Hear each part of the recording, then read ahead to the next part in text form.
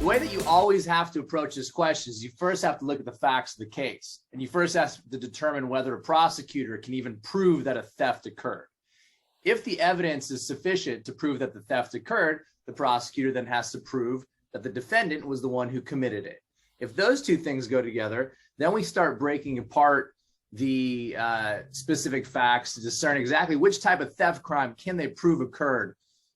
For example, the most commonly known thing these days is that grand theft is distinguished from petty theft, and the distinguishing line is a value of $950. And so the prosecutor also has the burden of proving that the object stolen had a value of at least $950. That value can be determined by many things: retail prices. Some judges are actually open to the value of the item regardless of the sales price tag.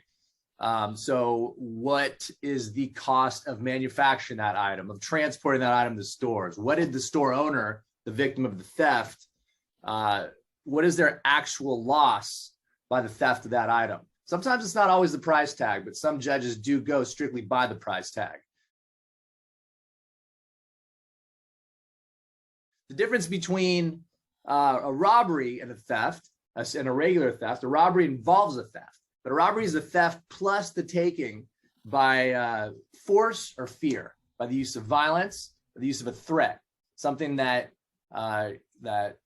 prompts a victim to involuntarily part with their property.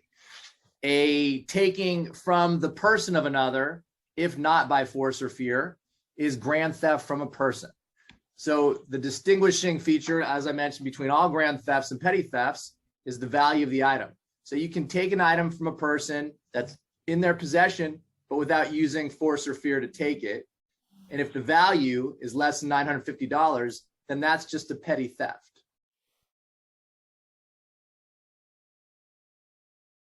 In Oakland, I've represented many people who've been accused of stealing from marijuana dispensaries. Usually these people go in after hours. Sometimes they go in with weapons. Obviously, if you go in with weapons, it's a robbery. There's no question about it. It's a robbery because you bring the weapon to use force or fear in order to take the property. If you go in after hours, it's a burglary. The taking of the property itself is not the burglary. The entrance is the burglary. And so it's possible that you can actually take less than $950 worth of merchandise.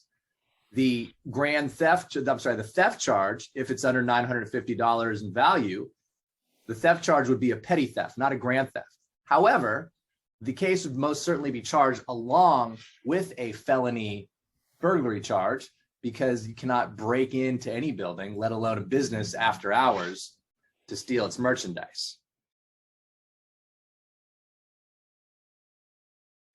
In San Francisco, I've represented numerous people charged with petty theft and grand theft.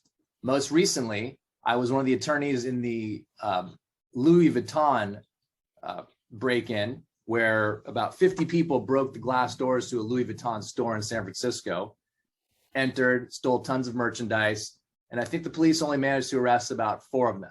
I represented one of them, who was seen on many news stations with his car windows being bashed in. The issue there was whether he was the person who went in and whether he actually took anything, if and when he did.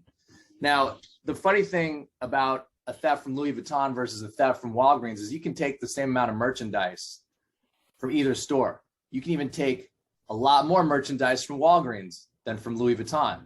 But what's going to happen in Louis Vuitton is most likely that one item is worth more than $950 just based on the store tag alone. And so it's very unlikely that someone can walk into a Louis Vuitton and commit a petty theft.